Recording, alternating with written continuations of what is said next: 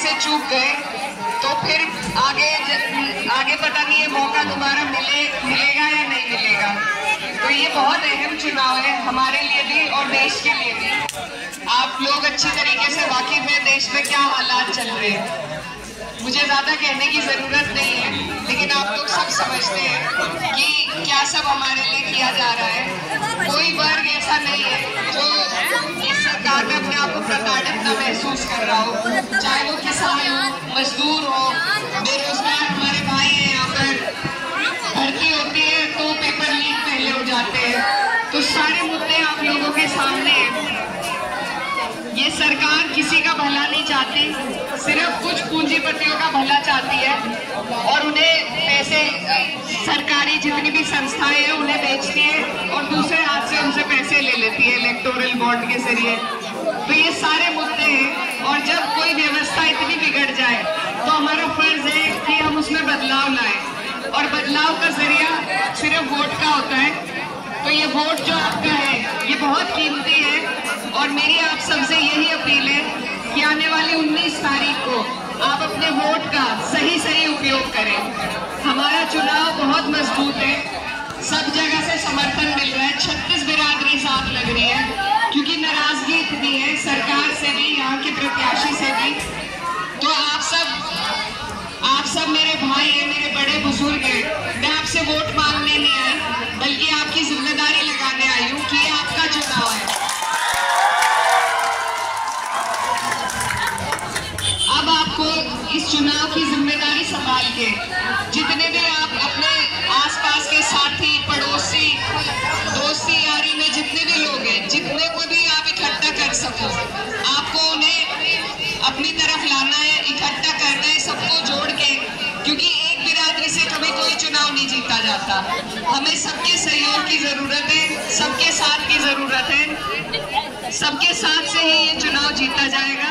तो आप सबसे मेरी गुजारिश है कि आप लोग सभी को साथ लें, सभी को बताएं, सरकार की योजनाएं समझाएं, उनकी जो पीड़ा रही है पूरे 5 साल की उसका बखान करें और सबको जोड़ने का काम करें।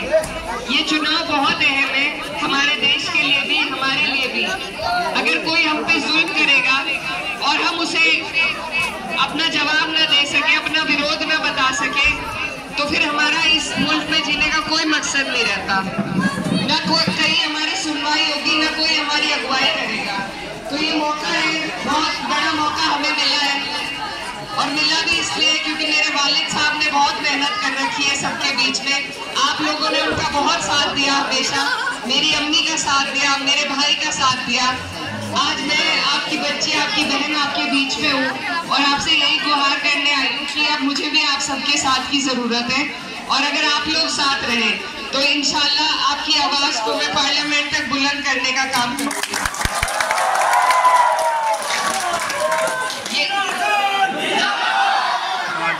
इसमें जो करने की चीज है, जिस तरीके से आज आप प्यार और मान सम्मान इतना जो यहाँ दिख रहा है, हमें सबसे पहले इस प्यार को वोटों में करने की जरूरत है। आने वाली 19 तारीख को अगर आप लोग इस प्यार को वोटों में तब्दील कर दोगे तो इंशाल्लाह काम हो जाएगा। और सबसे अहम चीज जो जिस पे ध्यान देना है वो ये है कि हमें अपनी वोट परसेंटेज बढ़ानी है।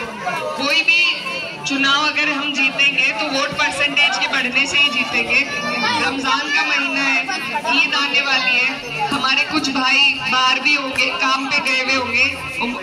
ईद पे तो सभी घर आ जाते हैं, तो एक गुजारिश आप उनसे ये करना कि वो ईद पे आ रहे हैं तो चुनाव करके रह जाए। 1 हफ्ते की बात है, 1 हफ्ते तक रुकना है, ये सबसे अहम काम है। अगर आप गाँव के जितने भी लोग बाहर गए हैं वो जब वापस का काम करें।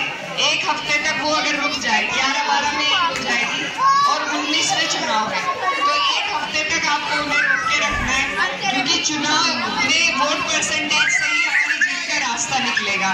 तो आप जितने भी लोग बाहर से आए उनसे गुजारिश करें उन्हें रोक के रखें। एक त्योहार हम ईद का मनाएंगे और एक अपने लोकतंत्र का 19 तारीख को मनाने का काम करेंगे। इसी के साथ बस तरावियों का